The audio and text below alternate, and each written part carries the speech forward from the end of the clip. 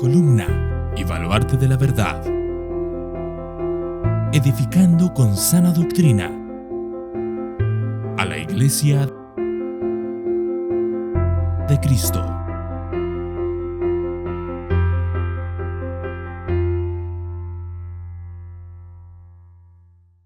Y ahora sí, vamos a pasar a nuestra clase. Me gustaría hacer simplemente una pequeña oración para entregar este tiempo en manos de Dios y que pueda edificar nuestras vidas.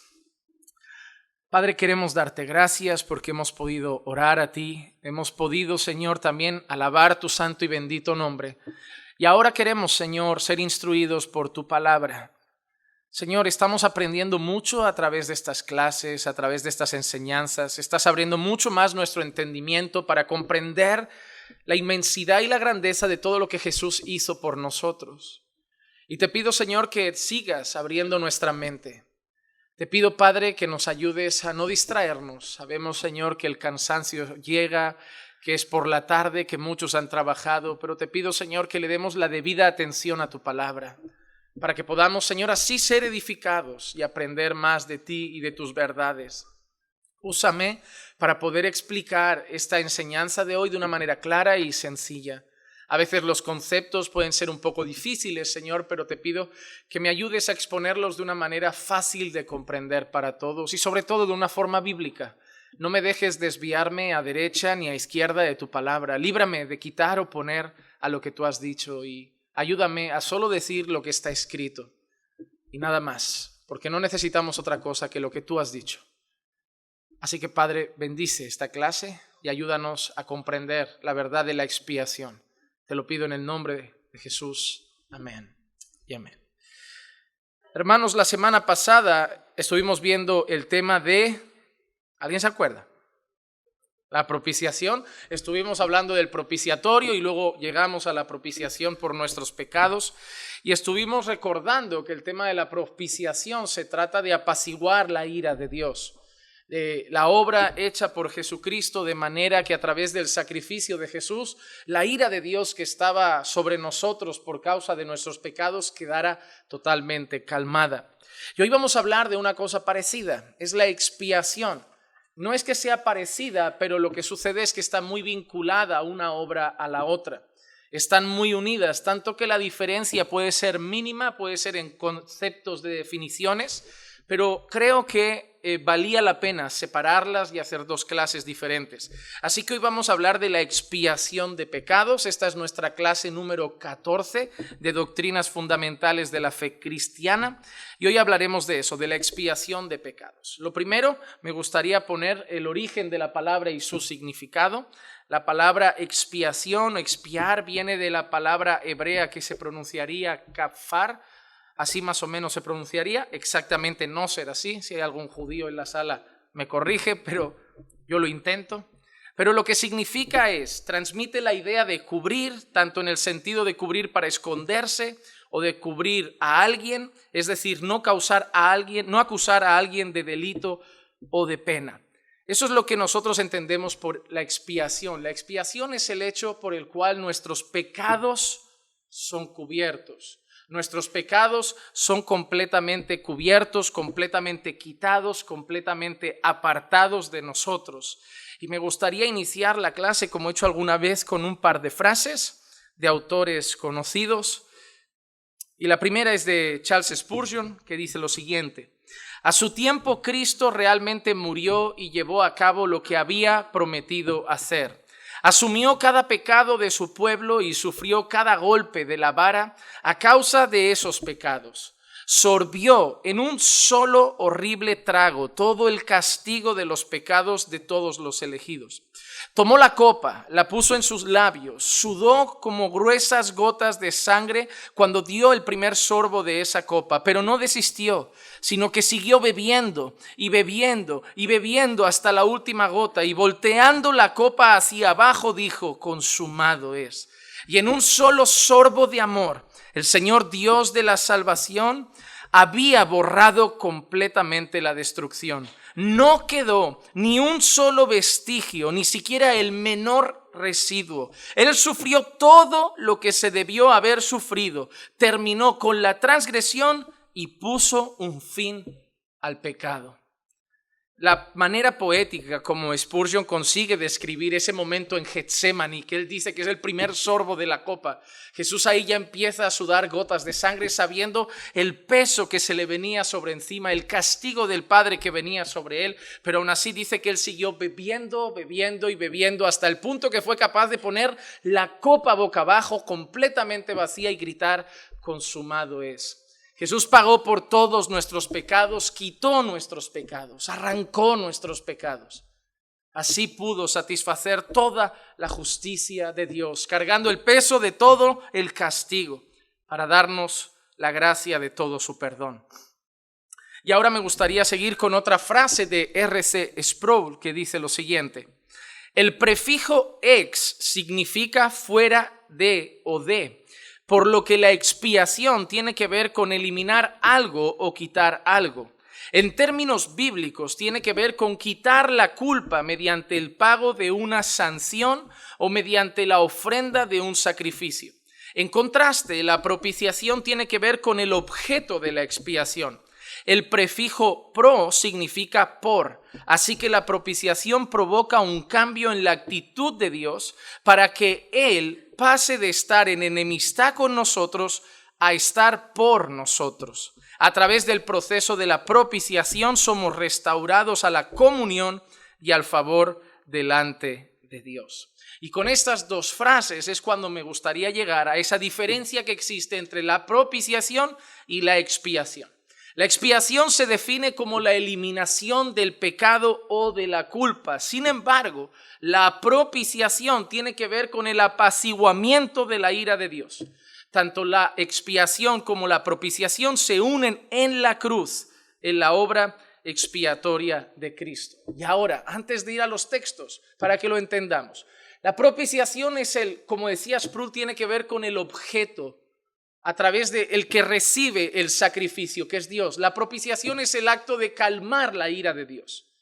Cuando hablábamos de propiciación, hablábamos de que la ira de Dios estaba sobre nosotros y esa ira debía ser apaciguada. Como hemos leído en esa frase, Dios pasó de estar enemistado con nosotros a estar por nosotros, es decir, a favor de nosotros. Hemos pasado de ser enemigos de Dios a ser amigos de Dios. Hemos pasado de ser rebeldes, hijos del diablo, a ser hijos de Dios. La ira de Dios estaba sobre nosotros y ahora contamos con el favor de Dios. La propiciación es el acto por el cual Jesús, a través de su sacrificio, calma la ira de Dios causada por nuestro pecado. Entonces, ¿qué es la expiación? La expiación es eliminar la culpa del pecado, quitar la culpa del pecado, pagar una sanción, pagar un precio y entonces saldar la deuda. ¿Y por qué están las dos cosas unidas? Porque una lleva a la otra. La expiación fue el acto por el cual Jesús paga por nuestros pecados. Fue el acto por el cual Jesús quita la culpa de nuestros pecados. Y eso lleva a la propiciación. Porque nosotros hablamos de que la ira de Dios estaba sobre nosotros y Dios se calmó. Pero ¿qué había provocado la ira de Dios? Solo una cosa. No había provocado la ira de Dios que fuésemos rubios o morenos, que tuviéramos los ojos azules o verdes. ¿Qué había provocado la ira de Dios? ¿Y qué sigue provocando la ira de Dios? El pecado. Entonces solo había una manera de calmar la ira de Dios. ¿Cuál? Quitarlo.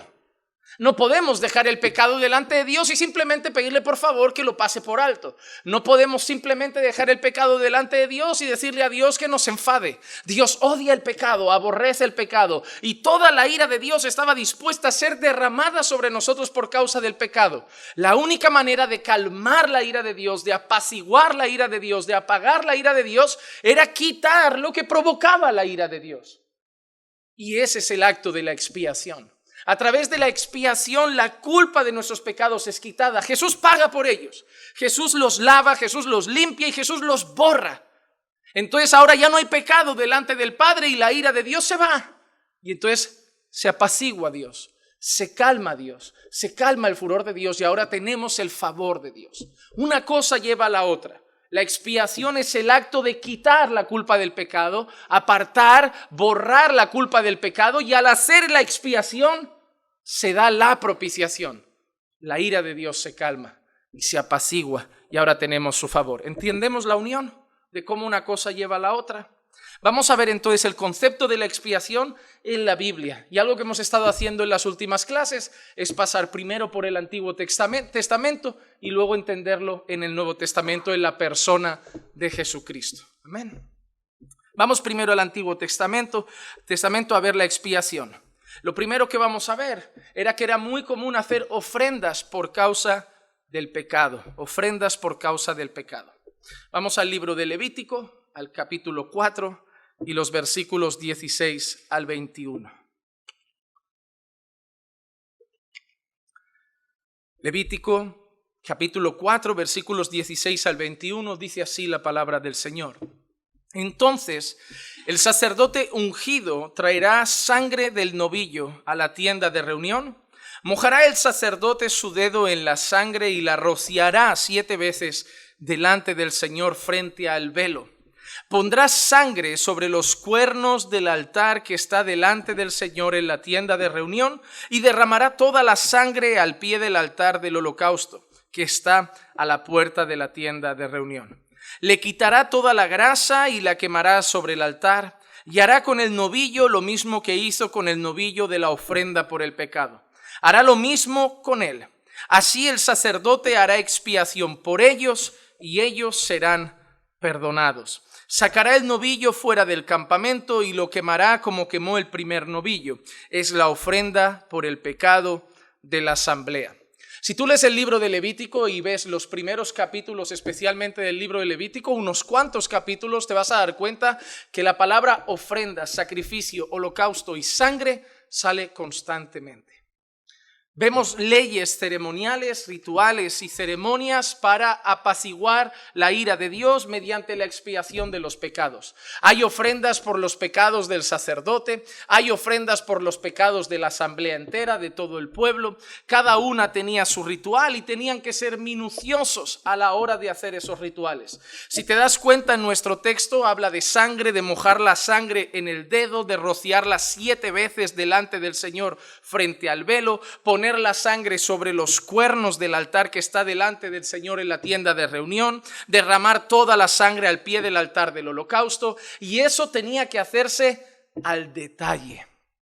Hermanos, no se podía simplemente matar un animal cualquiera, dejar la sangre en cualquier sitio, hacer lo que se quería con el cuerpo y entonces así todo quedaba perdonado. No, tenía que ser de la manera de Dios. Una de las cosas que me gusta del Antiguo Testamento es los detalles.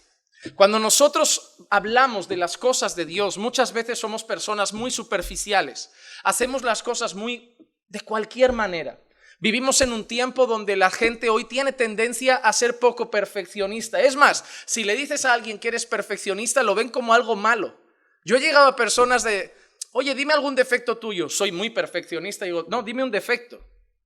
¿Qué tiene de malo querer hacer las cosas perfectas? ¿Qué tiene de malo querer hacer las cosas con detalle? Solo en un mundo desordenado y caótico, la perfección debe verse como un defecto. Yo imagínate que pido a un paleta que me haga una obra, me la hace perfecta y digo, no me gustó. ¿Por qué? Está muy perfecta. Un poquito más mal hecha no lo podía hacer. No, o sea, es ridículo, ¿verdad? Obviamente que si eres una persona que te afanas, te da ansiedad, te agobias y no se hace todo como a ti te gusta, eso no es ser perfeccionista. Eso es querer tener el control de todas las cosas. Son cosas diferentes. Pero el perfeccionismo, querer hacer todas las cosas al detalle y a la perfección, no es nada malo. Pero somos la generación de que en vez de coger el manual y ver cómo funciona el horno para usarlo al detalle, somos de darle a los botones y a ver qué pasa y a ver si qué enciende esto y qué apaga esto y ahora cómo lo apago y ahora cómo lo enciendo, perdona. Somos así, somos de probar, de intentar. Y el problema, amados hermanos, que en el matrimonio hacen lo mismo. Que con los hijos hacen lo mismo, que van probando a ver si sale bien. Y ¿sabes qué pasa? Que si el horno no sale bien, te compras otro. Que si el microondas no sale bien, te compras otro. Que si la lavadora no sale bien, te compras otra, pero un hijo no te compras otro. Si sale mal, salió mal. Y ya no hay vuelta atrás. Si en el matrimonio salió mal. Y ya no hay vuelta atrás. Y una de las cosas que me gusta del Antiguo Testamento son los detalles. Desde la creación, Dios ha mostrado que es un Dios detallista en el sentido de que todo lo hace con orden. Cuando Él describe cómo tiene que ser el tabernáculo, cómo tiene que ser el altar, cómo tiene que ser el propiciatorio, cómo tiene que ser el arca, las figuras, los materiales, los colores, las telas, las formas, tantas esquinas, tantos aros, tantas columnas, a tanta distancia, en tal lugar, de tal material la puerta, de tal material la entrada, de tal material el oro, el color, tal, todo. Desde la creación, todo en orden. Si te das cuenta, todas las cosas que Dios hace en la creación tienen un porqué. Imagínate que hace el mar y de golpe hace las gallinas. Si no hace tierra, ¿dónde van las gallinas? Todo tiene un porqué, todo tiene un orden. Hermanos, si nosotros somos una generación un poco como venga la vida, empujando para adelante, vamos probando, y eso no nos va a hacer funcionar bien. Una sociedad sin orden no funciona. Una casa sin orden no funciona. Una familia sin orden no funciona. Una iglesia sin orden no funciona. ¿Y cuántas iglesias hoy son caóticas? Y lo peor es que a la gente empieza a molestarle el orden. Cuando pones normas de orden en una iglesia, a la gente, ay, son muy estrictos. Nos gusta el desorden, así como la vida hippie. Yo me levanto a la hora que me apetezca, según el cuerpo pida, que hoy quiero comer, como, que no quiero comer, no como, que dan las 2 y no tengo hambre, ya comeré las 4. Y tú vas a un sitio y le dices, mira, en esta casa se come a la 1, se cena a las 6, en esta casa se desayuna a las 7, aquí se planifican los menús. Uy, qué gente más ordenada. Hoy lo vemos como un defecto. Pero tú y yo somos creyentes. Y tú y yo representamos a Dios. Y Dios es un Dios de orden. Así que si eres una persona que tiende al desorden y a la relajación, así a como venga, cámbialo. Porque no haces honor al Dios que dices adorar. Haces honor al mundo que es caótico. Haces honor al mundo que no tiene orden. Haces honor al mundo que está patas arriba, pero no a Dios. Hermano, cuando Dios pide que se haga la ofrenda por el pecado, el texto dice que se hace expiación y entonces sus pecados quedan perdonados. Si no hay expiación, no hay perdón. Una cosa va con la otra. Se tenía que hacer una ofrenda por el pecado para entonces borrar por esa sangre, borrar y lavar la culpa de ese pecado y entonces recibir nosotros el perdón de Dios. Pero mira qué detallado, la sangre en un sitio, el animal muerto tenía que ser de una manera, las cosas se tenían que poner en tal lugar, se tenía que quitar la grasa, luego quemarlo, luego sacarlo fuera, no se podía hacer dentro, tenías que sacarlo fuera del campamento. ¿Y por qué para mí es tan importante los detalles? Porque si tú miras a Jesús, Jesús no es crucificado dentro de la ciudad, Jesús es sacado fuera del campamento. La sangre de Jesús es derramada de una manera, Jesús es presentado como un tipo de animal perfecto, sin mancha, sin defecto. Ese orden que ves en el Antiguo Testamento es el orden que ves en la persona de Jesús, en la obra y el sacrificio de Jesucristo. Los sacrificios que pedía Dios tenían un orden y el sacrificio de Cristo cumplió ese orden. Para poder hacer expiación por nuestros pecados, Jesús tenía que de alguna manera hacer las cosas a la manera de Dios. Tenía que ser el tipo de cordero que tenía que ser. Tenía que derramar la sangre como esos animales. Tenía que ser quitado fuera del campamento y todo fue encajando para que al final, así como por la ofrenda de ese pecado, quedaran perdonados nuestros pecados a través de ese sacrificio. De la misma manera, por el sacrificio de Cristo, también nuestros pecados quedarán perdonados. Él lo hizo perfecto. Hermano, Jesús cumplió todas las cosas con detalle. Él no entró andando en la ciudad donde tenía que entrar con un pollino para que se cumpliera la Escritura. ¿No te das cuenta cuántas veces se repite eso? Para que se cumpliera la Escritura, para que se cumpliera la Escritura. Para que se cumpliera la Escritura. Dios ha dado detalles de cómo quiere las cosas. Dios ha dado detalles de cómo se dan las cosas. Y Jesús cumplió cada uno de ellos. Hermano, ¿tú quieres que te vaya bien en el matrimonio? Cumple los detalles dados por Dios.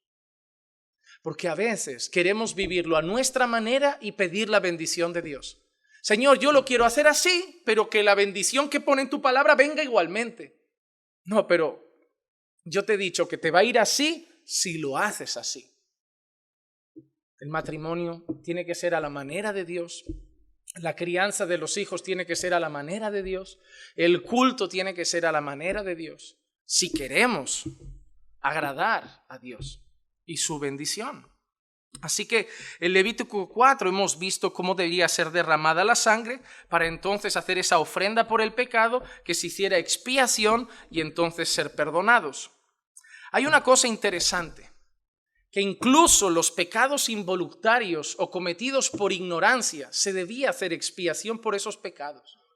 Y eso también me parecía interesante como para indicar en la clase. En Levítico capítulo 5 versículos 17 al 19, mira lo que vamos a leer.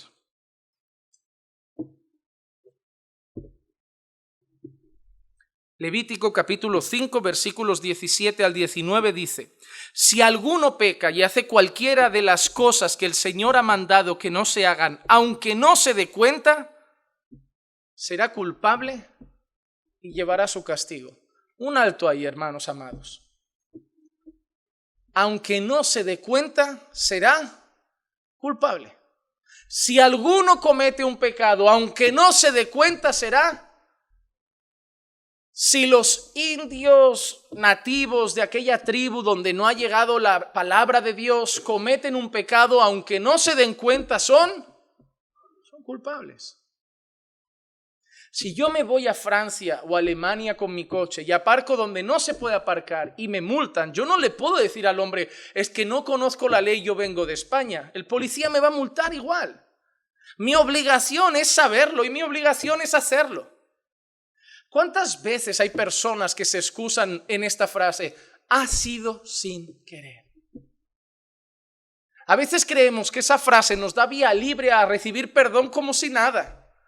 Oye, ¿por qué has hecho eso? Ha sido sin querer. ¿Por qué has hecho aquello? Ha sido sin querer. Da igual, pero está mal hecho. Y tienes que pagar una pena.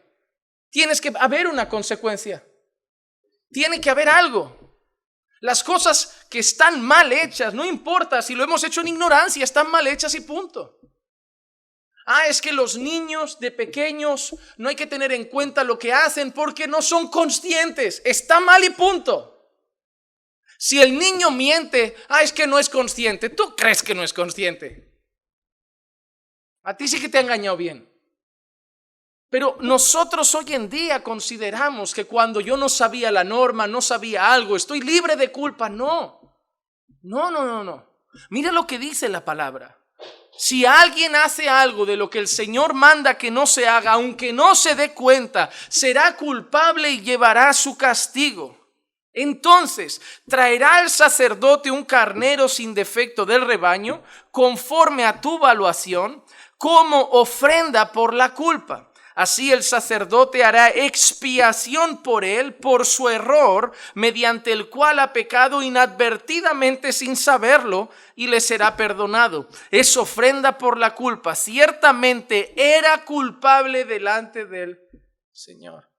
¿Cuántas veces aparece la palabra culpa aquí? Y recalca al final, era culpable. Versículo 17, ¿cómo termina? Será culpable y llevará su castigo. Versículo 19, ¿cómo termina? Era culpable. ¿Eras involuntario? Sí. ¿Eras sin conocimiento? Sí. Pero una cosa deja clara el texto. Era culpable igual. No me vengas con historias. Hay que hacer un sacrificio. Es pecado igual. Has enfadado igual. Dios está irado igual. Y hay que hacer expiación por esos pecados. Hermano, empezamos a entender un poquito la gravedad del pecado delante de Dios. Que Dios no pasa por alto ninguno, ni siquiera los que se hacen sin querer. Es que no me di cuenta. Sacrificio. Es que fue sin querer. Trae un novillo, sacrificio. Pero Señor, otro novillo, pero sacrificio, sin querer, sacrificio. ¿Entendemos la gravedad del pecado ante Dios? Hermano, yo quiero que entiendas cómo Dios odia el pecado. Porque ¿sabes lo que sucede? Me da la sensación. Yo conocí una persona que evadía impuestos. Y no lo veía tan mal porque nunca le pillaban. Entonces no será tan grave, porque si fuera grave el gobierno se daría cuenta. Y no se da cuenta. El gobierno no se da cuenta 1 año, 2, 3 o 5 o 7. Pero hay una cosa que el gobierno hace, y todos. que como un año, aunque sea el 10º, se dé cuenta, empieza a mirar el año anterior, y el anterior, y el anterior, y el anterior, y el anterior, el anterior, y va a todos. Y no te va a culpar por el año que se dio cuenta. Te va a culpar por todo lo que lo hiciste. Y de golpe, a una persona que yo tuve el placer de conocer, le llegó una carta del gobierno con una penalización de 37.000 euros. Pero que si este año más el pasado, este lo descubrí, pero me puse a investigar. Es decir, a ver si lo pasé por alto el anterior. A ver si lo pasé por alto el anterior. A ver si lo pasé por alto el anterior. ¿Sabes qué nos pasa a nosotros, los hombres? Y cuando digo hombres, hablo a las personas. Lo que nos pasa es lo siguiente, que nosotros solo reaccionamos cuando pagamos las consecuencias. Que vamos haciendo las cosas de cualquier manera, como si no fueran graves, hasta que un día se nos cae la casa. Que voy dejando pasar lo del niño, sus travesuras, sus contestaciones, hoy llegó tarde, hoy me contestó feo, y hasta que la niña no viene embarazada o el niño no cayó en las drogas, no me llevo las manos a la cabeza. No parecía grave hasta que pasó una desgracia. Vamos discutiendo en el matrimonio, vamos teniendo rocecillos, me van dando una amenaza, cualquier día cojo y me voy, esto no lo aguantaré siempre, y solo me llevo las manos a la cabeza cuando llego y no está. Cuando el divorcio llega la carta y realmente se acabó, ahí lloro, pataleo, no me dejes, te amo, no. Somos así, somos tan malos que solo aprendemos a golpes. Somos tan malos que solo vemos la gravedad de las cosas cuando se nos cayó la casa. Matrimonios se podrían haber salvado si hubieran reaccionado seriamente a los primeros problemas. Familias se hubieran restaurado si hubieran reaccionado seriamente a las primeras luchas. Pero no tomamos el pecado en serio. Nos parece que no es tan grave. Porque como no nos cae un rayo encima, como no llueve azufre como en Sodoma, como no hay un diluvio, nos parece que no pasa nada, que el Señor no está tan enfadado, ¿verdad? ¿Por qué crees que hay gente fuera diciendo que es buena? Porque Dios no los mata. Como Dios no los mata, pues no debe ser tan grave lo que hacen, porque Dios si no los mataría, los enfermaría, les pondría cáncer. Pero como Dios no lo hace, no debe ser tan grave, ¿verdad? Lo que pasa es que Dios es muy paciente. Dios es muy misericordioso. Pero algo que aprendimos en Eclesiastés es que habrá un día en el que Dios juzgará todas las cosas. Y ahí nos daremos cuenta de la gravedad del asunto. Y a Dios no le podremos decir, es que no me di cuenta que era tan grave, es que lo hice sin querer. Porque lo que nos ha dejado el texto claro es que tanto de los voluntarios como de los involuntarios, de los que sabíamos como de los que no sabíamos, seremos culpables. El pecado es serio para Dios. Que Dios no te esté matando hoy no significa que Dios esté pasando por alto lo que haces. Algunos confunden el permiso de Dios, el favor de Dios, la misericordia de Dios, la paciencia de Dios con la aprobación de Dios.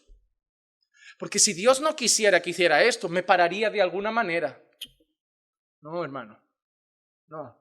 ¿De verdad crees que Dios no sabía el mal que íbamos a hacer por la tarde? No, amados hermanos. Dios puede hacer todas esas cosas. Pero un día vamos a responder por todos nuestros actos.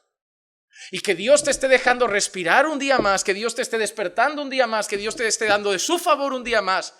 Ah, mira qué vida estoy llevando, un poquito desordenada, pero sigo con trabajo, hay dinero en casa, la nevera llena, todo nos va bien, hemos comprado un piso, un coche, ¡wow! Mañana Dios puede tocar. Mañana Dios puede tocar. Y no podrás ir llorando. ¿Por qué? Porque ese es el de hoy y el de ayer y de antes de ayer y del otro y del otro y del otro y del otro y del otro. Hasta de los que no te has dado cuenta. ¿No había un salmista orando así? Señor, líbrame de los pecados, incluso de los que me son ocultos, de los que no veo, de los que no me vienen a la memoria. Porque ellos son conscientes de una cosa, que incluso de los pecados que no caen, que no se dan cuenta, que no perciben, son culpables delante de Dios. Para Dios el pecado es cosa seria, amado hermano. Por eso debemos valorar mucho la obra de Jesús. Porque si no nos ha fulminado hoy y a nosotros no nos fulminará mañana, es solamente por lo que Jesús ha hecho. pero que eso no nos lleve a relajarnos y a abusar de su misericordia. Porque yo estoy, y lo digo con la mano en el corazón, dudo que alguien que ha nacido de nuevo abuse de la misericordia del Señor. Porque si alguien tiene un corazón nuevo y el Espíritu Santo en él, va a sufrir si falla a Dios, no se va a acomodar en el fallo. Va a sufrir si falla a Dios. Va a llorar amargamente como Pedro. Va a llorar amargamente. El pecado es cosa seria para el Señor. Tenían que hacer expiación por los pecados y tenían que hacer expiación incluso por los pecados cometidos involuntariamente. Hay una cosa interesante, cuando uno estudia sobre la expiación, sobre todo en el libro de Levítico, hay un día de la expiación además. Hay un día que era conocido como el día de la expiación. En Levítico capítulo 16, solo voy a leer algunos versículos. Voy a leer primero del 6 al 10, dice así. Entonces Aarón ofrecerá el novillo como ofrenda por el pecado, que es por sí mismo, para hacer expiación por sí mismo y por su casa. Lo primero que el sumo sacerdote ofrecía el día de la expiación era un novillo como ofrenda por el pecado ¿de quién? Antes de que el sumo sacerdote tuviera que hacer expiación por los pecados del pueblo, por los pecados de la asamblea, por los pecados de la nación, primero tenía que hacer expiación por los pecados suyos y los de su casa. Él iba a ser la persona que iba a realizar el sacrificio como mediador entre el pueblo y Dios, pero antes debía estar bien con Dios. El sumo sacerdote que iba a ponerse delante de Dios y hacer el sacrificio en representación del pueblo de Dios, primero debía estar bien delante de Dios, pero él era pecador.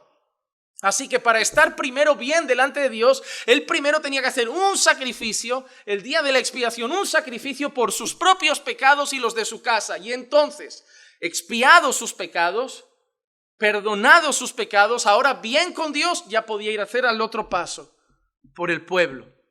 Versículo 7. Y tomará los 2 machos cabríos y los presentará delante del Señor a la entrada de la tienda de reunión. Y echará suertes Aarón sobre los 2 machos cabríos, una suerte por el Señor y otra suerte para el macho cabrío expiatorio. Aarón ofrecerá el macho cabrío sobre el cual haya caído la suerte para el Señor, haciéndolo ofrenda por el pecado. Pero el macho cabrío sobre el cual cayó la suerte para el macho cabrío expiatorio será presentado vivo delante del Señor para hacer expiación sobre él, para enviarlo como macho cabrío expiatorio al desierto. Leemos ahora 29 al 31 y vamos a dar algunos detalles. Y esto os será un estatuto perpetuo. En el mes 7, a los 10 días del mes, humillaréis vuestras almas y no haréis obra alguna, ni el nativo ni el forastero que reside entre vosotros, porque en ese día se hará expiación por vosotros para que seáis limpios, seréis limpios de todos vuestros pecados delante del Señor. Os será día de reposo, de descanso solemne, para que humilléis vuestras almas. Es estatuto perpetuo. Y hermano amado, ¿qué significa perpetuo? Para siempre.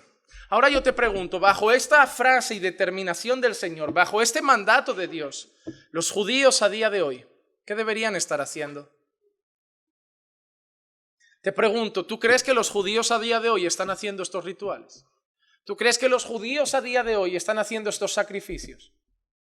¿Tú crees que los judíos a día de hoy tienen sumos sacerdotes mediando por ellos, haciendo ofrendas y sacrificios de expiación por sus pecados? Ahora yo te quiero hacer una pregunta, amado hermano, de todo corazón. Si esos judíos no tienen a Cristo y no están haciendo esos sacrificios, ¿qué están haciendo esos judíos para expiar sus pecados? Es muy interesante que muchas personas creen que los judíos de hoy tienen algo que ver con los judíos de aquí. No tienen absolutamente nada que ver. Te voy a dar cosas interesantes. Los judíos de aquí ninguno llegaba al gorrito. Esto es una indumentaria moderna y ni siquiera de todos los judíos, de algunos y a partir de un siglo muy modernito. Ponle 16, 15. Las trencitas y estas cosas, los gorros que llevan, esto no los llevaban aquí. Ellos hacían expiación. Los judíos de hoy no hacen expiación a través de sacrificios, porque los judíos de hoy no hacen sacrificios. Los judíos de entonces tenían sus tribus, sabían de dónde venían. Recuerdan a Pablo hablando de él y su origen, lo sabían. Los judíos de hoy no saben de qué tribu vienen, ya no siguen ese linaje. Se perdió, los reinos se dividieron, reyes se fueron esparciendo, las tribus se rompieron y al final hoy ya nadie sabe de dónde viene. Así que ya casi ninguno está diciendo que vive bajo la bendición que el patriarca dio a cada uno de sus hijos para las tribus. Ellos iban a un templo. ¿Dónde adoran estas personas hoy? Porque no hay templo. Ellos tenían sumos sacerdotes, ellos no tienen hoy sumos sacerdotes. Ellos hacían un montón de rituales religiosos que hoy no se están haciendo. Ellos hacían ceremonias de sacrificios que hoy no se hacen. Ellos presentaban ciertas ofrendas que hoy no se presentan. Ahora te pregunto, el judaísmo que hoy se ve en nuestra sociedad, ¿qué tiene que ver con la Biblia?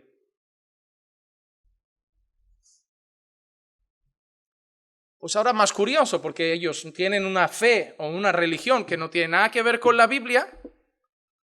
Y a pesar de eso, muchas personas hoy dan por hecho que porque viven en Jerusalén, el Señor tiene unas promesas para ellos.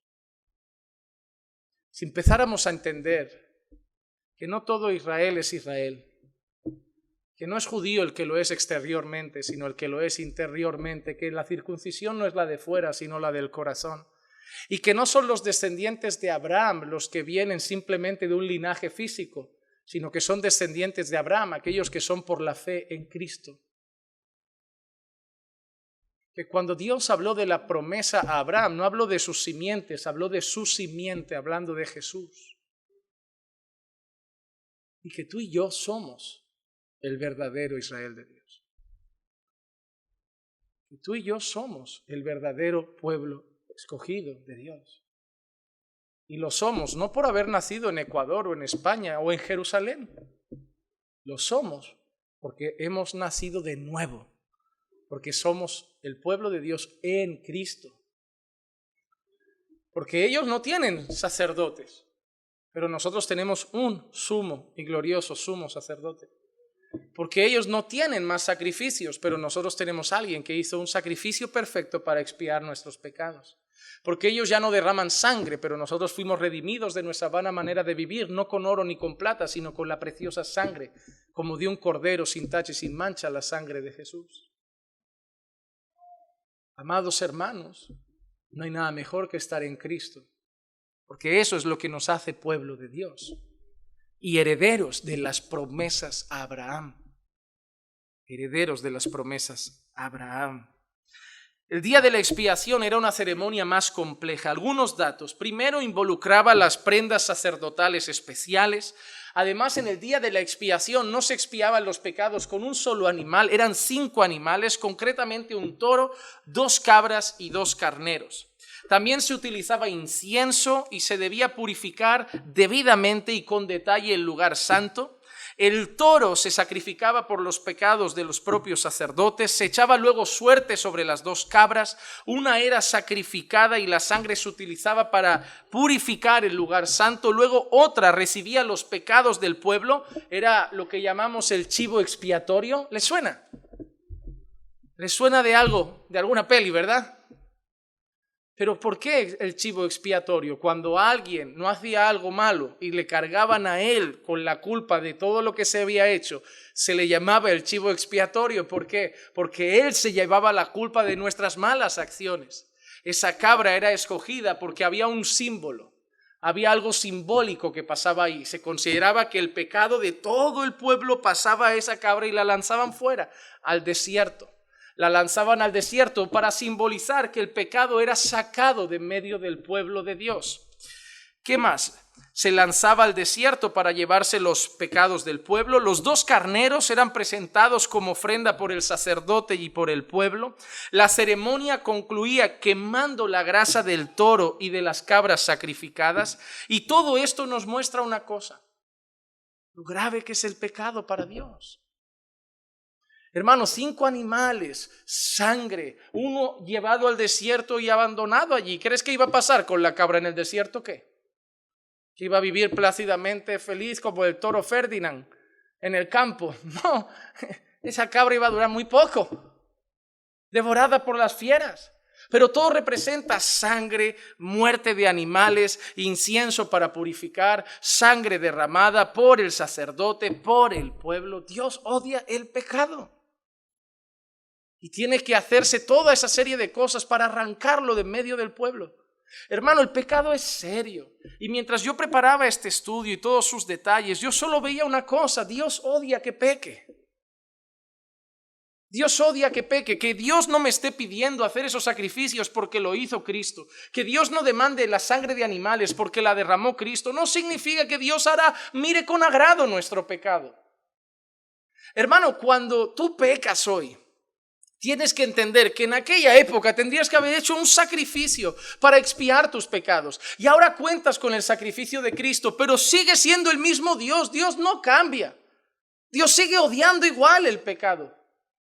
Cuando Dios te ve pecar, hermano, Dios no simplemente dice: pobrecito, todos son pecadores. Dios lo odia, Dios lo aborrece, solo que a su lado, a su diestra, a la diestra del Padre, está Cristo, nuestro mediador, nuestro sumo sacerdote, intercediendo por nosotros. Pero la ira de Dios se enciende igual, solo que Cristo la calma.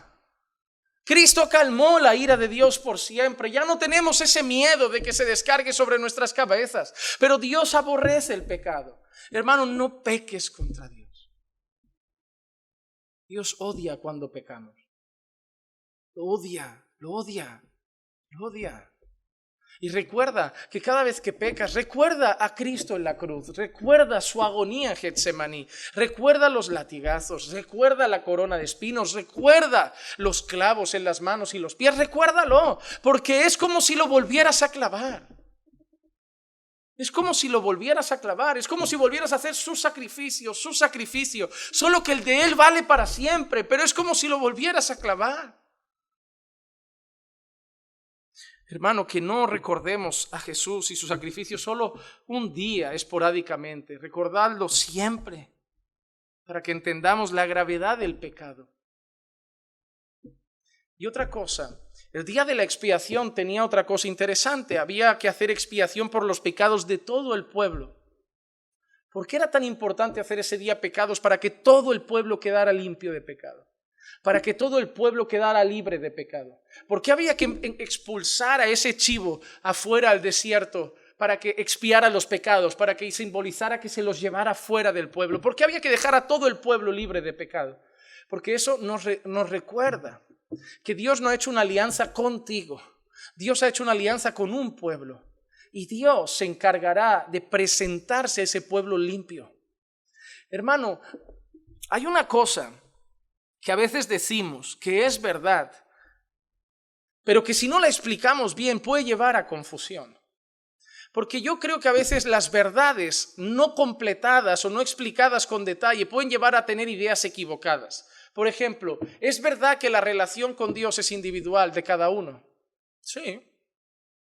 ¿Es verdad que la salvación es individual? Sí, yo escucho muchas veces eso. Ay, no pienses que te voy a llevar al cielo, la salvación es individual. Primero, tú no llevas al cielo a nadie, ni a ti mismo. Nunca le digas a tu hijo: yo no te voy a llevar al cielo, porque la salvación es individual. Tu hijo el día que se pavila te va a mirar: mamá, ni tú has entrado al cielo por tus fuerzas. Yo necesito la gracia de Dios como la tienes tú, porque tú tampoco creas que tú te has metido en el cielo sola. Te pareces a la Ana Maldonado: a punta de dólar te meto en el cielo. Esa tenía más fe que la Biblia. Iba, claro, como lo que ojo no vio, lo que oído no escuchó y lo que no ha subido al corazón del hombre, Dios lo ha revelado a aquellos que lo aman. Pues lo que tú y yo no vemos y no está, esa gente lo ve de alguna manera. Pero la realidad, amado hermano, es esta: que aunque la salvación es individual en el sentido de que Dios salva individuos, la salvación no se puede considerar individual porque Dios no viene a buscarte a ti en su segunda venida. Dios no va a tener una relación a solas contigo en la eternidad. Dios ha salvado a un pueblo. Dios habita en medio de su pueblo. Porque donde hay armonía, donde el pueblo está junto en armonía, ahí hay bendición y vida eterna. Constantemente la Biblia nos recuerda que Dios ha hecho una alianza con un pueblo, que la Biblia habla del pueblo de Dios, de los redimidos de Dios, del remanente. Que no puedes tener eso, miren, nosotros debemos empezar a recordar y percibir sobre todo cómo las ideologías de este tiempo empiezan a entrar en nosotros y no nos damos cuenta. Hoy vivimos una generación individualista. La gente no sabe hablar, no sabe tener una buena conversación. Somos la generación de Facebook, de tener muchos amigos pero en las redes, de chatear mucho pero por el WhatsApp. Yo conozco gente que se escribe WhatsApp durante una hora y luego se ve aquí y se saluda paz del Señor y no se dice nada. Porque ahora nos manejamos mejor por el teléfono. A mí me escucharás decir muchas veces, prefiero escribir que yo llamar, a mí hablar por teléfono se me da fatal. Porque nos cuesta relacionarnos, nos cuesta hablar. Nos molesta los silencios incómodos de una relación nueva de hola, ¿qué tal? ¿Todo bien? ¿A qué te dedicas? Para nosotros eso es como, oh, qué agobio, sacadme de aquí. No sabemos estar con gente. Hoy es normal escuchar a gente decir, me encanta la soledad. Hay que aprender a estar solo con uno mismo. Hay que saber disfrutar de la compañía de uno mismo. Aburridísimo estar solo. Por eso todos los padres deben darle un hermanito a su hijo. Porque tu hijo no quiere disfrutar de su propia compañía. Te va a agobiar mucho a ti como no le des un hermano, porque tu hijo va a querer compañía. Porque es lo natural. Pero empezamos a ser una sociedad que disfruta la soledad. ¿Cómo podemos ser una sociedad que disfruta la soledad cuando de las primeras cosas que dice la Biblia no es bueno que el hombre esté solo? ¿No te has dado cuenta lo perjudicados que estamos cuando nos empieza a gustar lo que Dios dice que no es bueno? No es bueno que el hombre esté solo. A mí me encanta estar solo. Yo no necesito un hombre a mi lado. Yo no necesito una mujer. Ya, no, si es verdad, con Cristo me basta. Si el discurso lo sabemos, pero hay un problema en ese corazón. Porque Dios nos ha hecho seres relacionales, sociales. Y cada día somos más exclusivistas. Con mi club de 2 o 3 me basta. Y ya es demasiado. Porque lo importante no es tener muchos amigos, es tener 1 o 2, pero buenos. Lo importante es tener muchos amigos. Porque hay amigos que son mejores que un hermano. Hermano, la realidad es que estamos muy afectados por la sociedad. Y lo hemos metido en la iglesia sin darnos cuenta. Yo vengo al culto, yo doy mi culto y me voy con mi culto.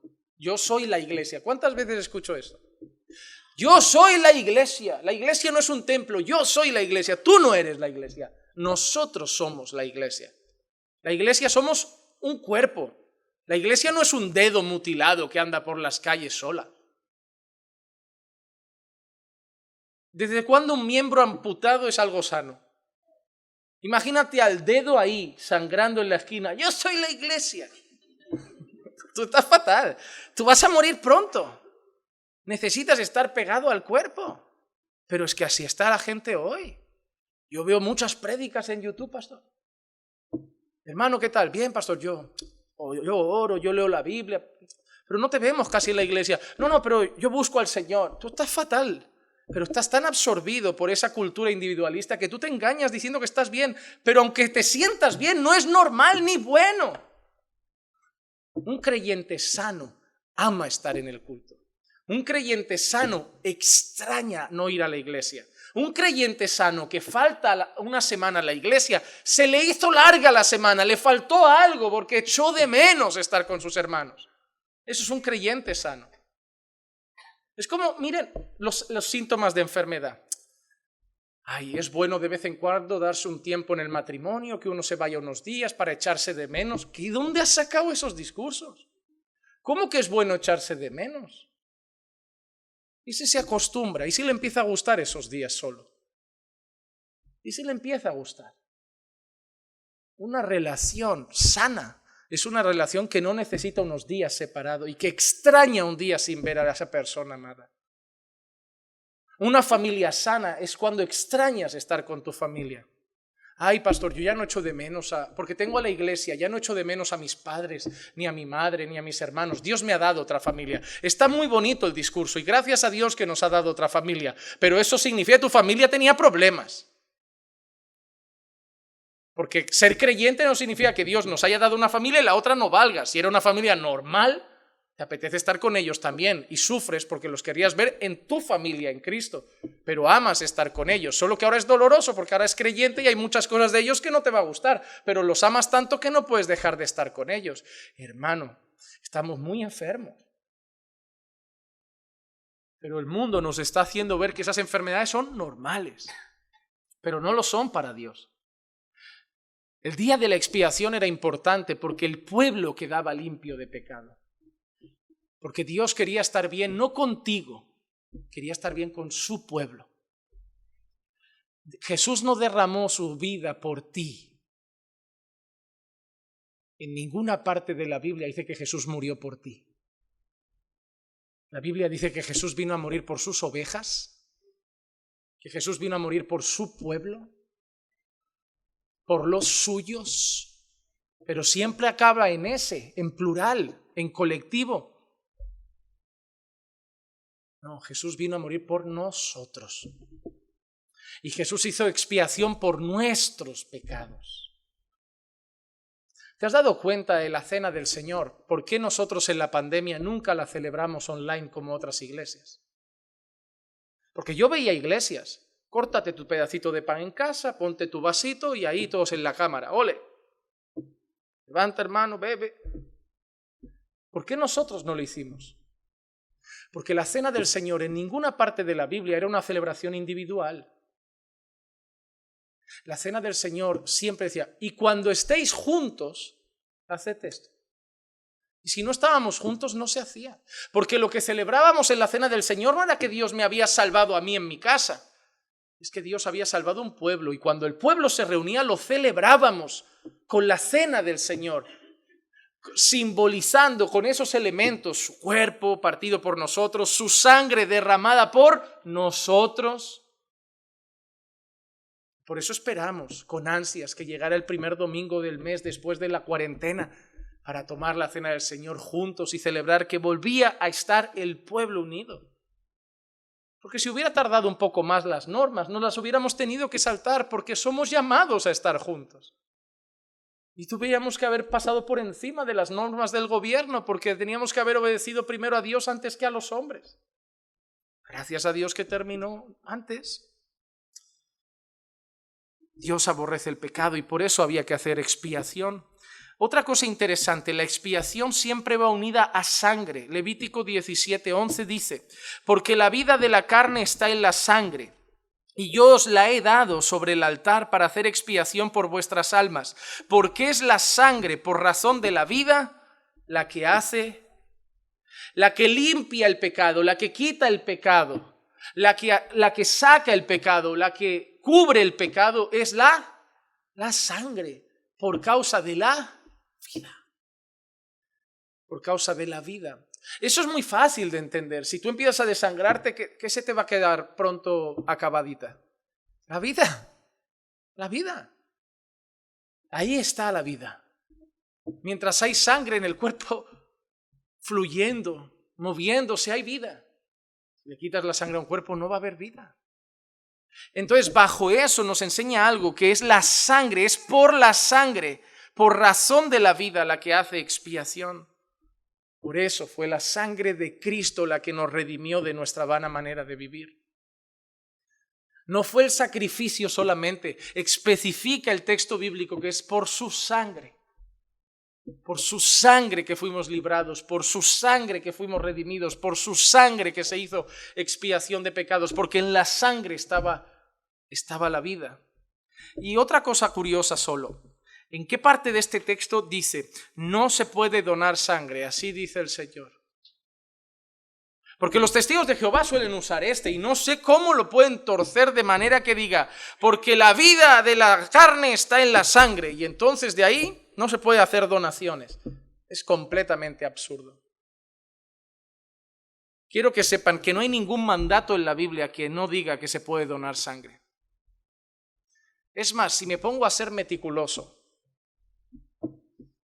no hay mayor amor que que uno dé su vida por sus amigos. Y si la vida está en la sangre, no habría mayor gesto de amor que que poder ayudar con mi sangre la vida de mis amigos. pues puestos a sacar y montar y dar vueltas, improvisar, yo vería entonces que donar es más un acto de misericordia y gracia que un acto pecaminoso a la luz de la palabra. Ya si te dan miedo las agujas, es cosa tuya. Y con esto no estoy diciendo que ahora dice el Señor que hay que donar, que tampoco nadie le dé la vuelta a la tortilla. Estoy diciendo que en la Biblia ni prohíbe ni manda donar sangre, que creo que es una cuestión de conciencia. Y ya está.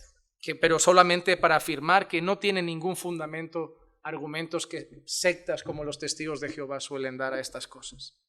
Y otra cosa, no solo había sangre para la expiación, sino animales para la expiación. Levítico capítulo 22, versículo 17 al 20 dice: y el Señor habló a Moisés diciendo: habla a Aarón y a sus hijos y a todos los hijos de Israel y diles: cualquier hombre de la casa de Israel o de los forasteros en Israel que presenta su ofrenda, ya sea de sus ofrendas votivas o de sus ofrendas voluntarias, las cuales presenta al Señor como holocausto, para que os sea aceptada, este debe ser un macho sin defecto del ganado. Para que os sea aceptada, debe ser un macho sin defecto del ganado, de los corderos o de las cabras. Lo que tenga defecto no ofreceréis, porque no os será aceptado. ¿Volvemos a ver a Cristo aquí?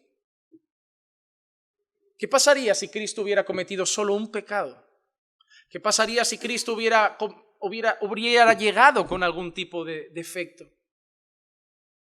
Con algún tipo de mancha, con algún tipo de fallo, no hubiera sido aceptado su sacrificio. Pero ¿por qué Dios acepta la sangre de Cristo para cubrir nuestros pecados? ¿Por qué Dios acepta la sangre de Cristo como pago por nuestras iniquidades? Porque llegó como un cordero sin tacha y sin mancha. Porque fue tentado en todo, pero sin pecado. Porque Él no pecó nunca. Llegó cumpliendo todos los requisitos, siendo ese cordero sin defecto. Se presenta, tenían que derramar sangre los corderos, Él derrama su sangre. Tenían que acabar la obra llevándolos fuera del campamento. Él es sacado fuera de la ciudad para ser crucificado. Él mira los detalles de la escritura y así como cumplió que tenía que nacer de una virgen y nació, así como cumplió que tenía que entrar de un pollino y entró, así como cumplió que de Belén vendría y vino, así como cumplió todos esos detalles, cumplió también todos los detalles de un sacrificio para que el Señor mirara el sacrificio de Jesús y dijera: de acuerdo, perdono todos sus pecados, acepto la obra, acepto, tú pagas por ellos, yo quito su pecado, castigado sobre ti, está aceptado. Hermano, es maravilloso. Pero también que eso nos mueva una cosa, que si Cristo se preocupó por cuidar todos los detalles, que nosotros miremos nuestra vida y miremos la palabra y procuremos también de hacer con detalle todo lo que agrada al Señor. Hermano, viene 2023 y hemos vivido hasta hoy, creo que vidas cristianas muy relajadas. Y te voy a decir una cosa. Mucha gente mira Caminando por Fin, nos tiene como una iglesia religiosa y muy fanática. Y yo sigo viéndonos relajados. Yo no sé cómo serán ellos. A mí, gente que me dice: vuestra iglesia es muy rigurosa. Y digo: pues a mí todavía me parece que nos falta mucho para llegar a ser rigurosos. Todavía nos veo muy relajados en la oración, muy relajados en muchas áreas de santidad. Todavía veo matrimonios muy tocados entre nosotros. Todavía veo jóvenes muy mundanizados. Todavía veo personas con un carácter muy explosivo, con muy poca mansedumbre, así que por fuera nos verán rigurosos. Entonces yo me pregunto: ¿cómo anda el resto? Si nosotros somos estrictos y veo eso en nosotros, digo nosotros, no en vosotros, nosotros, creo que todos todavía estamos teniendo que dar mucho más a Dios. Creo que en el fondo venimos, leemos, escuchamos, aprendemos y a la hora de llegar y mañana despertarnos, no lo recordamos. Vivimos nuestro día normal hasta que venga el próximo estudio.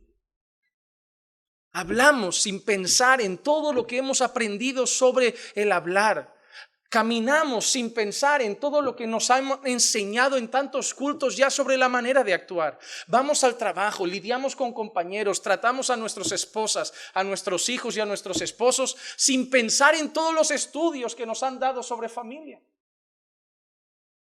¿Cuántos más? Hemos dado series enteras de familia. Se ha dado en la escuela de teología sobre familia. Y todavía familias andan cojas. ¿Por qué? No es por falta de palabra. Porque no cuidamos los detalles. En esta iglesia nos dan el manual cada martes, cada jueves, cada domingo, pero sigo dándole a los botones a ver si viendo yo a mi manera cómo funcionan las cosas. Lo vas a romper. Hermano, que 2023 vivamos cuidando los detalles que Dios nos ha enseñado. Que hablemos como Dios quiere, que actuemos como Dios quiere, que nos relacionemos entre nosotros como Dios quiere, que crezcamos a la manera que Dios quiere, que cambiemos lo que Dios quiere, que veamos todos los detalles plasmados en la palabra y que se nos ponen delante de nosotros cada semana y los vivamos. Que 2023 no sea otro año de promesas de voy a orar más, voy a congregar más y ser igual. Mismo matrimonio, misma casa, mismo carácter, mismos hijos. Porque cuando te vayas a la próxima iglesia ya no tendrás la excusa de la doctrina. ¿Cuál será la próxima excusa? Porque todos vinisteis aquí, ¿no? Era mala iglesia, mala doctrina, no había palabra. Ok, para la próxima, ¿cuál va a ser la excusa? El pastor era malo, faltaba amor. Porque al final te darás cuenta que el problema empieza a estar en ti. Aquí te han dado palabra, ¿ya cuál es la excusa? Ya no quedan excusas.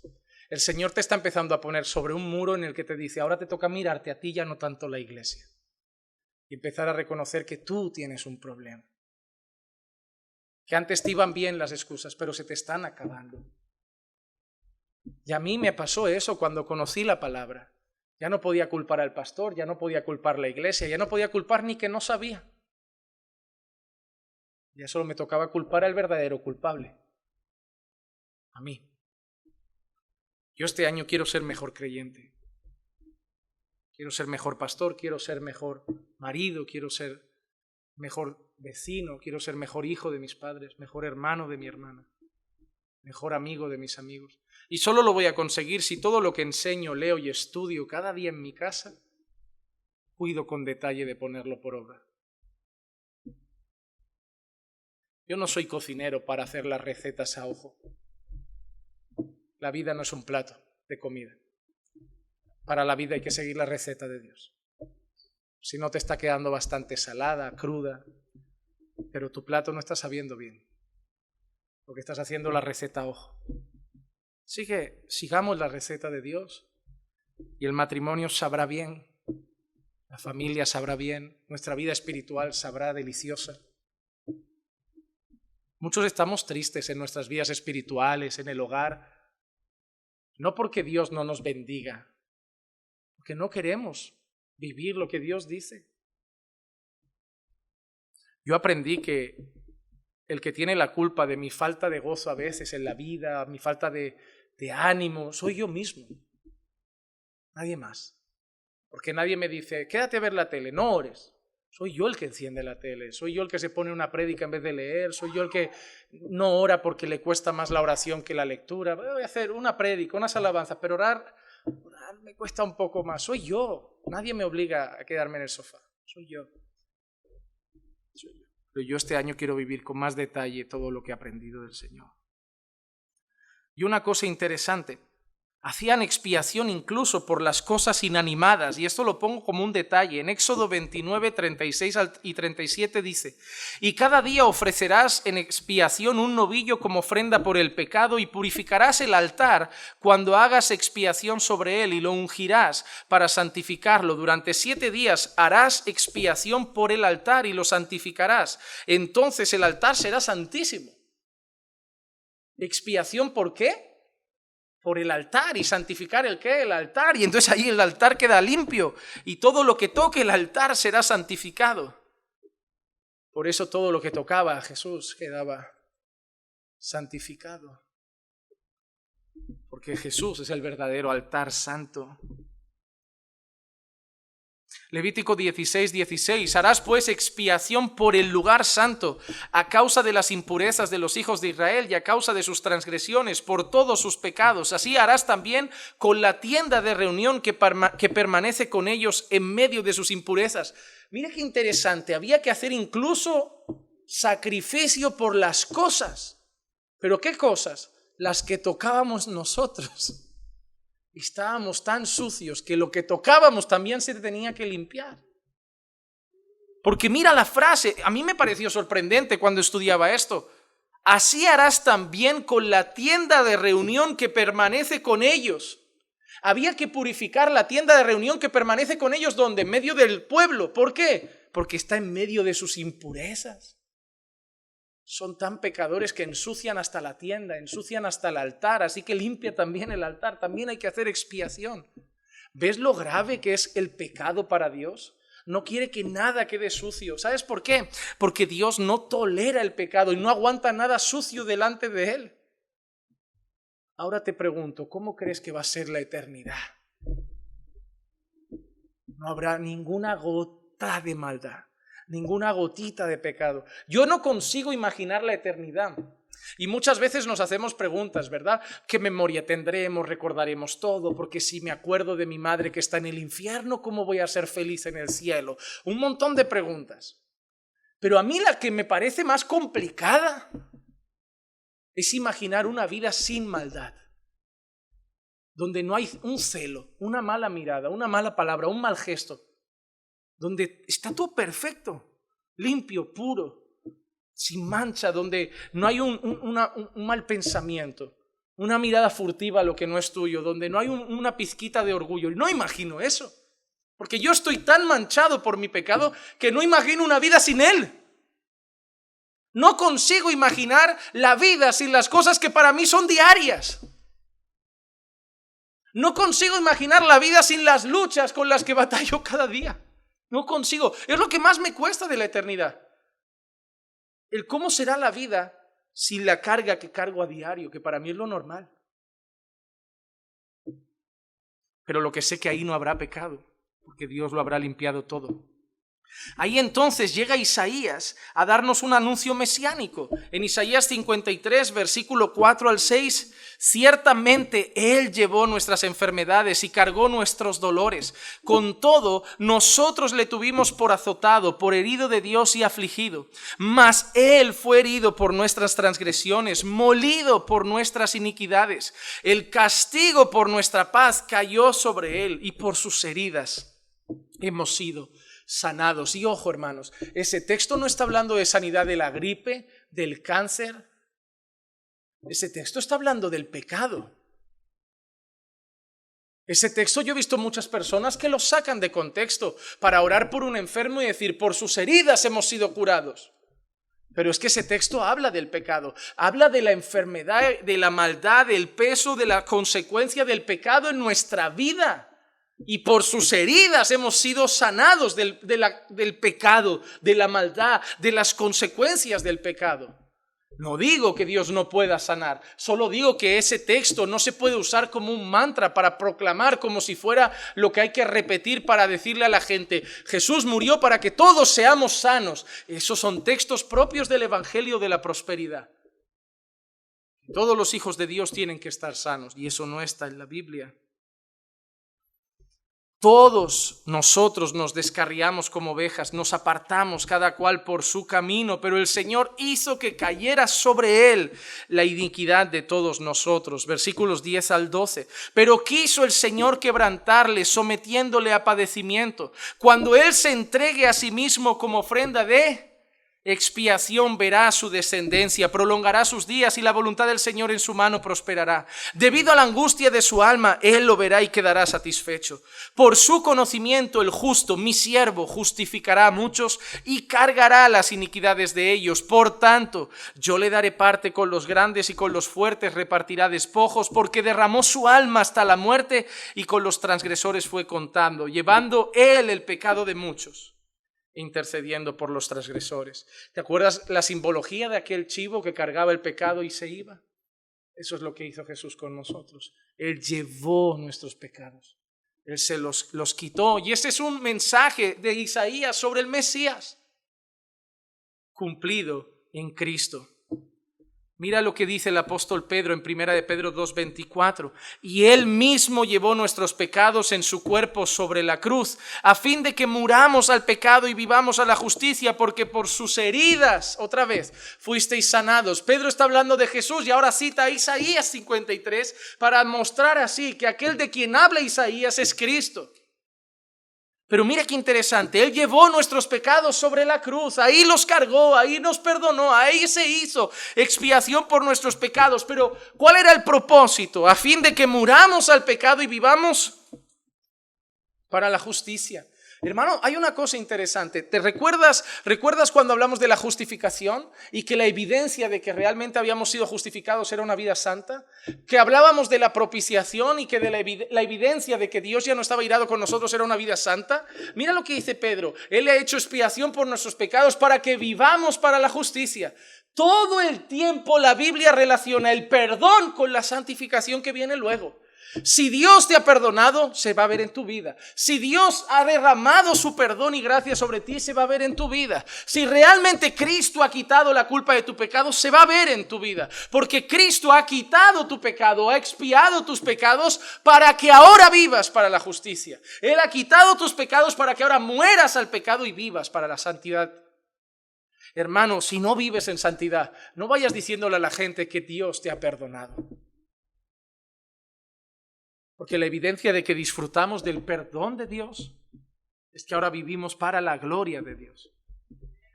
Por eso, como toda la palabra describía así el Cordero, describía así la sangre y describía el Mesías y la obra que iba a hacer, cuando un día Juan Bautista estaba bautizando a un montón de personas en el Jordán.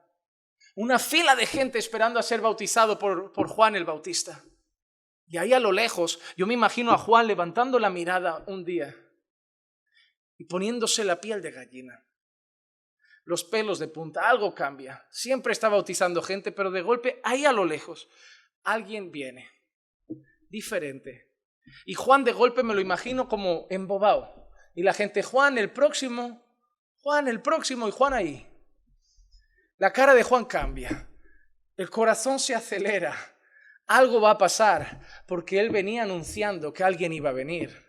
Y de golpe el que llevaba años Juan anunciando, preparando camino para él, anunciando que llegaría, anunciando que el novio venía. Él solo era el amigo del novio, él no era el novio. Él decía, el novio viene, va a llegar. Yo solo soy una voz del desierto, yo solo proclamo el camino, anuncio el camino. Y eso es lo que debemos seguir haciendo. Debemos seguir siendo como Juan Bautista, anunciando el camino que lleva a Cristo. Y ese día Juan de golpe se para y mira al fondo y llegó. Y en Juan 1:29, al día siguiente vio Jesús que venía hacia él. Hermano, si tienes un poquito de imaginación y te gusta jugar a imaginar, ¿te imaginas la sensación de Juan? Llevas bautizando gente un montón de tiempo, diciendo arrepentíos, el reino de Dios viene el Rey, viene el Señor, viene el Mesías, y de golpe te giras y viene mirándote de frente, acercándose, porque Él sabe que lo has anunciado, Él es el Señor, y Él sabe que ahora va a pasar lo más raro que te ha pasado en la vida, lo vas a bautizar. Juan lo ve y solo puede decir algo, he ahí, ahora sí, he aquí el Cordero de Dios que quita el pecado del mundo. Y ese Cordero, porque así lo llama Juan, tenía que ser como el que pedían en el sacrificio, un Cordero perfecto. Por eso 1 de Pedro 1, 18 y 19 dice, sabiendo que no fuisteis redimidos de vuestra vana de manera de vivir, heredada de vuestros padres con cosas perecederas como oro o plata, sino con sangre preciosa como de con un Cordero sin tacha y sin mancha, la sangre de Cristo. Y a diferencia de esos sacrificios que se tenían que hacer cada día, constantemente, todo el tiempo, cada 2 por 3, un sacrificio por cada pecado, un sacrificio por cada pecado, un sacrificio por cada pecado, de golpe. El sacrificio de Cristo es el sacrificio definitivo. Y en Hebreos capítulo 9, versículos 23 al 27 leemos, por tanto, fue necesario que las representaciones de las cosas en los cielos fueran purificadas de esta manera, pero las cosas celestiales mismas con mejores sacrificios que estos, porque Cristo no entró en un lugar santo hecho por manos, una representación del verdadero, sino en el cielo mismo, para presentarse ahora en la presencia de Dios por nosotros, y no para ofrecerse a sí mismo muchas veces, como el sumo sacerdote entra al lugar santísimo cada año con sangre ajena. ¿No ves? Él no se tenía que presentar con sangre de un animal por sus pecados como el sumo sacerdote, porque él no tenía pecado. De otra manera, le hubiera sido necesario sufrir muchas veces desde la fundación del mundo, pero ahora, una sola vez, en la consumación de los siglos, se ha manifestado para destruir el pecado por el sacrificio de sí mismo. Y así como está decretado que los hombres mueran una sola vez y después de esto el juicio, así también Cristo, habiendo sido ofrecido una vez para llevar los pecados de muchos, aparecerá por segunda vez sin relación con el pecado para salvación de los que ansiosamente le esperan. Nosotros que lo esperamos, pero ya no vendrá como cordero, ahora vendrá como león. Pero dos cosas fueron necesarias para esto: la obediencia de Cristo para ser un cordero sin tacha y sin mancha, y los sufrimientos de Cristo para derramar su sangre. Pero ahora por eso hemos sido libres de la culpa del pecado. Primera de Juan 3:5, y vosotros sabéis que Él se manifestó a fin de quitar los pecados y en Él no hay pecado. O Colosenses 2:13 y 14, y cuando estabais muertos en vuestros delitos y pecados y en la incircuncisión de vuestra carne, os dio vida juntamente con Él, habiéndoos perdonado todos los delitos, habiendo cancelado el documento de deuda que consistía en decretos contra nosotros y que nos era adverso, y lo ha quitado de en medio, clavándolo en una cruz. Así que, hermanos, hemos sido perdonados. Cristo, con su vida perfecta, fue ese cordero perfecto y derramó su sangre. A diferencia de los sumos sacerdotes, no por sus pecados, porque no pecó, su sangre por nosotros, una vez y para siempre. Y ahora tú y yo ya no tenemos la ira de Dios sobre nosotros, porque Él quitó todos nuestros pecados para siempre. Pero en esta tierra, como Pablo cuando dijo, lo que quiero hacer no lo hago, lo que no quiero hacer lo acabo haciendo, todavía luchamos con el pecado remanente, con las batallas de nuestra carne, y vivimos en un mundo sumergido en el pecado. Pero tenemos una promesa. Cristo ha quitado nuestro pecado para darnos perdón, pero llegará un día en esa eternidad, como hemos dicho, donde ya no habrá nada más de pecado, donde ya se quitará todo el pecado. En Apocalipsis 21:4, Él enjuagará toda lágrima de sus ojos, ya no habrá muerte, no habrá más duelo, ni clamor, ni dolor, porque las primeras cosas pasaron. ¿Por qué no habrá más muerte? Porque no hay pecado. ¿Por qué no habrá más duelo? Porque no hay pecado. ¿Por qué no habrá más clamor? Porque no hay pecado. ¿Por qué no habrá más dolor? Porque no hay pecado. Porque si sufres es por el pecado. Si hay muertes por el pecado, si hay enfermedades por el pecado, pero ya no habrá más, porque ese día, en su gloriosa segunda venida y por toda la eternidad, ya no habrá ni gota de pecado. Y ahora en Cristo, así como hemos leído en el día de la expiación, que se hacía expiación por los pecados de un pueblo representando la alianza de Dios con el pueblo, ahora en Cristo tú y yo somos parte de esa alianza, parte de la nueva alianza. Mateo 26, 27 y 28, y tomando una copa y habiendo dado gracias, se la dio diciendo, bebed todos de ella. No bebe tú, bebed todos. Porque esto es mi sangre del nuevo pacto, que es derramada por muchos para el perdón de pecados. Con su sangre, el Señor selló a un pueblo que sería parte de un pacto basado en mejores promesas, porque tiene un mejor sacerdote, Cristo, con un mejor sacrificio, el de Cristo, con una sangre perfecta, la de Cristo, y con un pueblo perfecto, el de Cristo. Damos gracias a Dios, porque a través de Cristo hizo expiación por nuestros pecados, y eso trajo propiciación por ellos, trayendo paz para con Dios. Padre, te damos gracias por haber entregado a tu Hijo a morir por nuestros pecados, haber entregado a Jesús para que pagara con su sangre por causa de nuestras iniquidades y ahora borrar así nuestra maldad, borrar así nuestras iniquidades y nuestros pecados. Gracias, Padre amado, porque Él se entregó como cordero sin tacha y sin mancha para derramar esa sangre preciosa y redimirnos de nuestra vana manera de vivir. Gracias, Señor, haznos, Señor, vivir de tal manera que honremos ese sacrificio. Vivir de tal manera, Señor, que podamos darte la gloria sabiendo que aborreces el pecado. Y seamos, como dice Pablo a los romanos, nosotros ahora sacrificio vivo, santo y agradable a Dios, que es nuestro culto racional.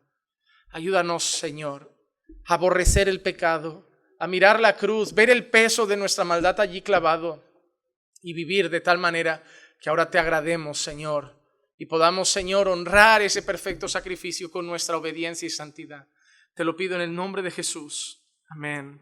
Amén. y amén. Estamos bendecidos.